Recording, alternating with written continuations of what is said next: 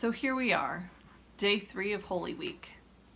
It began with the triumphal entry, then the clearing of the temple, and today's events are a flurry of activity and conversations that Jesus was having with the scribes, Pharisees, and his disciples.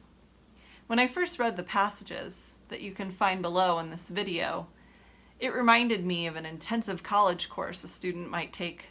So much to learn in so little time. This day begins with temple controversies, when Jesus presents parables showing God's judgment on the leaders for not encouraging the people to accept Jesus' invitation to the kingdom of heaven. The religious leaders were trying to maintain a certain structure and pattern to the way the Jews operated. But in so doing, they failed to see that Jesus was presenting a whole new way of life, one that most of the leaders did not want to see and were blinded by. These parables are then followed by a series of interactions where the religious leaders try to trap Jesus with their questions. And in the course of their questioning, Jesus reveals his true identity as the Son of God.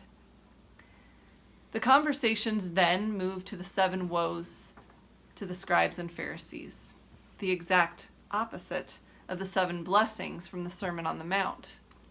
As Jesus shares these 7 woes, it's very clear that this new way of life that Jesus is introducing is countercultural to the way the Pharisees and Jews have been operating. He mentions that whoever humbles himself will be exalted, and points out that while the religious leaders may appear to have been clean, whitewashed cups on the outside, they were full of greed, self-indulgence, hypocrisy, and lawlessness on the inside. This reminds me why Jesus came. Jesus came to show us the Father. And in showing us the Father, he came to restore the relationship with us and God. And when he does, he transforms us from the inside out. These passages challenge me to ask the question, am I gentle and humble in heart, ready, looking to see Jesus for who he really is?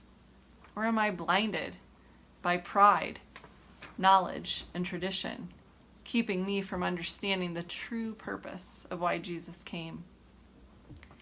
As Jesus moves to the Mount of Olives to talk with the disciples, he gives a prophetic overview of the events to transpire in both the near and distant future.